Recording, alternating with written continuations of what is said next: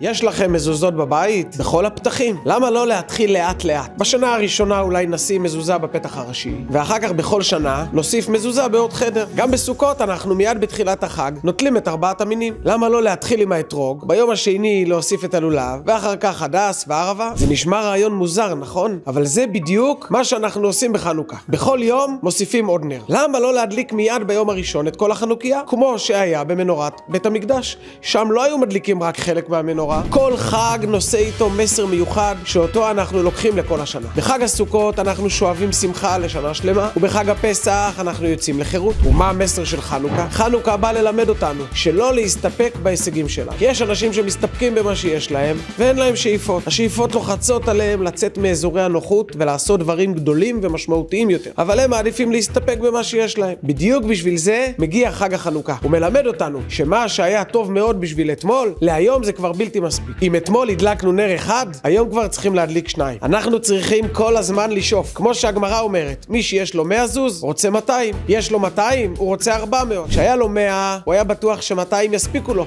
והנה, כשיש לו כבר 200, פתאום הוא שואף ל400.